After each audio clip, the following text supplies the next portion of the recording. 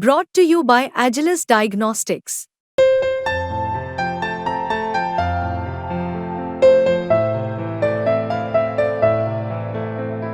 Agilus Diagnostics.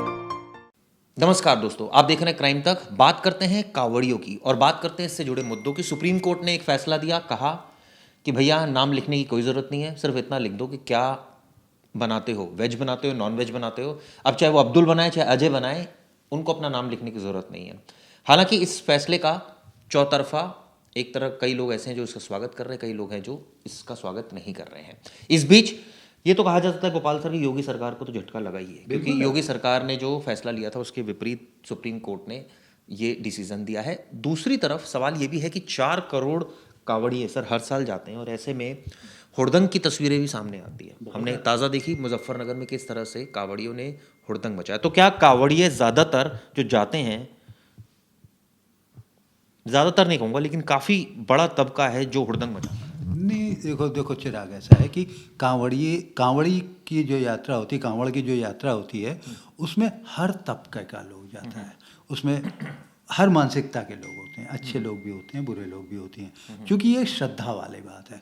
लेकिन police के पास क्या मैकेनिज्म है इन लोगों के बीच में जो हुड़दंगी घुस जाते हैं उनको आइसोलेट करने का? ये एक बहुत इम्पोर्टेंट सवाल है। शायद यूपी गवर्नमेंट ने किसी भी इम्प्रेशन में आके ये बात सोची हो कि शायद नाम को लेकर ये हुड़दंग करते हों, तो चलो उसको आइसोलेट कर दिया जाए या उससे बच लिया जाए, मगर ये तरीका ठीक नहीं था। और यूपी गवर्नमेंट, आप याद होगा जब यूपी गवर्नमेंट की तरफ से जब पहली बार फैसला आया था तो उसने पूरे डिस्ट्रिक्ट में या पूरे स्टेट में इसको इम्पोज नहीं किया था। केवल एक मुजफ्फरनगर वाला जो इलाका है वहाँ के एसएसपी ने इस बात की तस्दीक की थी और ये ऑर्डर वहाँ के पुलिस से की तरफ से निकाला गया। हालांकि बाद में तो सब पूरे यूपी में हो गया। मैं बात कह रहा हूँ कि वहाँ पे सबसे पहले हुआ था और पुलिस वालों ने भी ये कहा था कि जिसको लिखना है वो लिखे, ये अनिवार्य नहीं है, स्वैच्छिक है।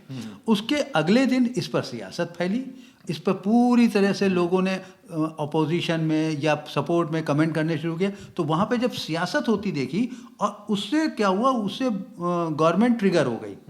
तो गवर्नमेंट को लगा कि इसमें एक पॉलिटिकल इशू जो है वो ज़्यादा बड़ा हो सकता है और लोगों के बीच में डिबेट की बात आ सकती, शायद उसको इसमें वोटेज भी मिल सकता है। तो ऐसे में उस अपने वेटेज को हासिल करने के लिए हो सकता है गवर्नमेंट ने इसी इंप्रेशन में ये फैसला लिया। लेकिन कई लोग तो कह रहे हैं सरकार का फैसला ठीक तो था, इसमें क्या दिक्कत थी, इस सेंस में कि अगर नाम बताओगे तो अच्छा है। कानून और व्यवस्था की अगर बात है कि भाई कोई झगड़े की गुंजाइश कम होती है। हालांकि सुप्रीम कोर्ट ने ये भी कहा कि जरूरत नहीं, आप वेज और नॉन वेज लिख दो, जो खरीदने वाला है, जो खाने वाला है, उसको अकल तो होती है ना, बिल्कुल, कि कौन सी दुकान से खा रहा है, क्या खा रहा है, नाम क्या है उसका। अगर ये फैसला सही था तो सुप्रीम कोर्ट ने रोक क्यों लगाई? ये भी सवाल बनता है। अगर सुप्रीम कोर्ट ने रोक लगाई है तो कुछ ना कुछ तो सोच के लगाई होगी ना।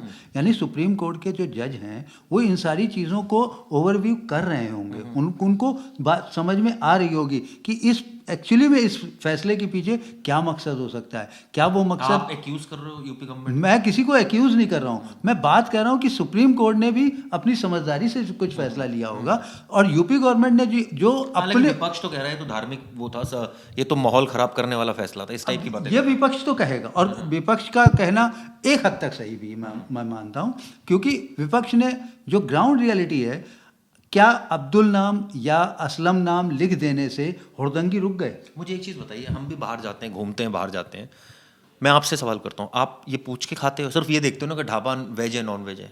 एग्जैक्टली, ये देखते हो? बिल्कुल। आपको पता होता है कि ये जो नॉन वेज, अगर ये वैष्णव ढाबा है और यहाँ पर कोई अब्दुल बना रहा है तो आप उससे नाम तो नहीं पूछते हैं? तो सवाल ही नहीं होता।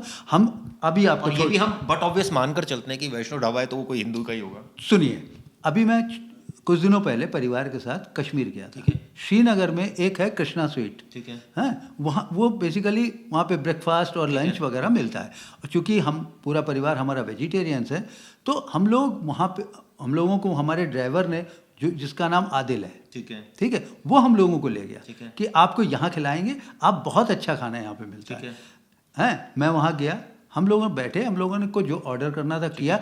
हमको नहीं पता कि उस रेस्टोरेंट के अंदर काम करने वाले कितने लोग हिंदू हैं या कितने लोग मुसलमान हैं, पहली चीज़। दूसरी चीज़ कि वो कश्मीर है, वहाँ पे तो हर तरह के लोग, हर तरह के कारीगर होंगे। हम वहाँ पे किससे किससे बल्कि पूछेंगे? मुस्लिम ज़्यादा होंगे। ऑब्वियसली मुस्लिम ज़्यादा होंगे, लेकिन वहाँ पे बाद में इत्तेफाक से मेरी आदत है लोगों से बात करने की। तो मैं जब वहाँ पे जो हम लोग को सर्व कर रहा था, हमने उससे खड़े होकर बहुत आराम से अच्छे से बात की। बात पता चला उसका नाम रशीद है। अच्छा, ठीक है, लेकिन वो कृष्णा के नाम से। लेकिन कृष्णा स्वीट में वो अच्छे से काम कर रहा था, और जो गेस्ट होते थे तो आपको कोई आपत्ति नहीं है? हमको कोई तो ना, सुप्रीम कोर्ट ने भी तो ये कहा, आपत्ति किस बात की? एग्जैक्टली हमको ना, वो आपका नॉन मेरे वेज थोड़ी फैमिली सर्व को, कर रहा था आपको। मेरे फैमिली को किसी को भी आपत्ति नहीं। वो नॉनवेज थोड़ी उसने सर्व किया, वेज बात मांगकर। नॉन वेज और वेज की भी नहीं है। हम लोग कई रेस्टोरेंट में ऐसे जाते हैं जहाँ पे नॉन वेज और वेज बराबर से सर्व हो रहा होता है, लेकिन हमको वेज खाना है, हमने वेज खाया। आपको नॉन वेज खाना है, आप नॉन वेज खाओ। लेकिन मैंने कई लोग तो ऐसे देखे हैं जो पर्टिकुलर जगह पर जाते हैं तो होता है। नॉन वेज वाले पर नहीं जाते, बिल्कुल जो होता वेज है, खाते हो। बिल्कुल होता है। ऐसे कई लोगों की अपनी मान्यताएं, आस्थाएं हैं कि भाई हम यहाँ पे नहीं खाएंगे। तो ठीक है, आप अपनी सुविधा अनुसार वहाँ पे मत खाइए। ठीक है। आपको कोई बाउंड नहीं कर रहा है, या आपको कोई फोर्स नहीं कर रहा है कि नहीं आपको इसी रेस्टोरेंट में खाना है। तो ये सारी चीज़ें आदमी के इंडिविजुअल और पर्सनल उस पर डिपेंड करता है। इस पर किसी भी तरह का एक जनरलाइज डिसीजन इम्पोज करने की जरूरत नहीं है। लेकिन सर तस्वीरें तो हुड़दंग की भी सामने आ रही हैं। हुड़दंग की तस्वीर का सीधा सीधा लिंक इसके साथ नहीं है, मैं आपको साफ कर देता हूँ। हुड़दंग का मतलब बिल्कुल अलग है। आप भी अपने दोस्तों के साथ जब चलते हैं, घूमते हैं, फिरते हैं, और वहाँ पर कोई भी एक आदमी किसी भी तरीके का कोई वॉइस रेज करता है, तो सब लोग इकट्ठा हो जाते हैं कि नहीं हो जाते? ठीक है। तो बिल्कुल उसी तरह भीड़ का यही नेचर है। ओके। भीड़ कोई ना तो जात देखती है, ना धर्म देखती है, ना रास्ता देखती है, ना जगह देखती नहीं, है। लेकिन ये ठीक तो नहीं है ना सर? ये बिल्कुल ठीक नहीं है, और इसी को रोकने के लिए पुलिस को हर साल नए तरीके से कसरत करनी पड़ती है। एक सवाल ये भी उठता है ना, जब पूरे कावड़ यात्रा निकलती है तो हम देखते हैं अच्छा अरेंजमेंट होता है, बिल्कुल उनके लिए अलग से पैसेज बनाया जाता है। मैं देखता हूँ दिल्ली में तो ऐसा होता है, यूपी में भी होता ही होगा। तो जब एक अलग व्यवस्था बनाई जाती है, फिर भी थोड़े बहुत एक्सीडेंट्स हो जाते हैं। कई हम देखते हैं कावड़ियों की मौत भी हो जाती है। कई बार हम देखते हैं कि ये झगड़े वाला इशू भी बहुत रेज हुआ, तभी शायद यूपी सरकार ने फैसला लिया। लेकिन सर बावजूद इसके झगड़े हमें बहुत ज़्यादा नजर आते हैं। जब इतना पुलिस मैनेज करके रखती है, फिर क्यों होते हैं? 4 करोड़ से ज़्यादा नहीं, अब क्यों होते हैं ये तो देखिए, ये सिचुएशन कौन सी क्या होती है उसको एनालाइज करने की बात होती है। लेकिन अक्सर भीड़ का जो नेचर है, आप उसको उसकी मानसिकता को समझने की कोशिश कीजिए। जो आपने पहले बताया। हाँ, तो वो जो भीड़ है, भीड़ जरा सी देर में वायलेंट हो सकती है। और चूंकि भीड़ में हर आदमी को इस बात का एहसास रहता है कि इस समय कोई मेरा कुछ नहीं बिगाड़ सकता, क्योंकि हम अकेले नहीं हैं। तो इसलिए ये सारे हुड़दंग तब होते हैं कि एक आदमी ने लेकिन कुछ सर किया। ये भी मैं देख रहा था सोशल मीडिया पर, और खासकर बहुत सारे लोग ऐसा बोलते हैं कि हुड़दंगी बहुत जाते हैं। अब देखिए, मैंने आपको पहले भी बताया कि मेरा जो अपना अनुभव है, जो मेरा अपना तजुर्बा है, मैंने भी इस कांवड़ यात्रा में बहुत, एक तरह से जब मैं प्रिंट में काम करता था तो मैंने रिपोर्टिंग भी की थी। तो मैंने हर तरह के लोगों को देखा है, हर तबके के लोगों को। और जगह जगह जो कैंप बनते हैं, जो विश्रामालय जिनको कहते हैं, वो बनते हैं। मैं वहाँ पर भी रुका हूँ, मैंने वहाँ पर भी व्यवस्थाओं को देखा। बहुत अच्छी व्यवस्था लोग करते हैं, लेकिन बदमाश वहाँ पर भी आते हैं, बदमाशी वहाँ पर भी करते हैं। ड्रग्स तक का तो बातें भी आती है कि ड्रग्स तक की भी बातें आती हैं कि कई, बिल्कुल वहाँ पे बहुत तरह की बातें आती हैं। इसलिए इन सारी चीज़ों को पुलिस को देखना पड़ता है, समझना पड़ता है और करना पड़ता है।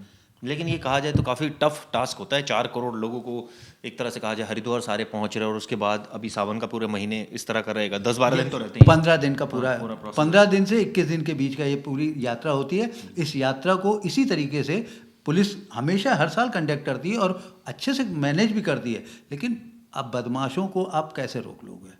जो बदमाश हैं और जो बदमाशी पे उतारू हैं, वो तो करेंगे। वहाँ पे नशा भी करते हैं वो लोग, बदमाशी भी करते हैं, जबकि ऐसी यात्राओं पे नशा भी पाबंदी होती है। तो उन लोगों के लिए ठेस पहुंचती होगी जो बेचारे ईमानदारी से जाते हैं। एग्जैक्टली उनको उनके आस्था पर भी चोट लगती है, वो भी उसी लपेटे में आ जाते हैं, वो भी उसी तरीके से घेरे जाते हैं, उनको भी वो लोग उसी नज़र से देखते हैं जिनको हुड़दंगी की नज़र से देखते हैं। चलिए, सुप्रीम कोर्ट के फैसले पर हमने डिटेल में डिस्कस किया। वीडियो आपको कैसे लगी जरूर बताइए। धन्यवाद।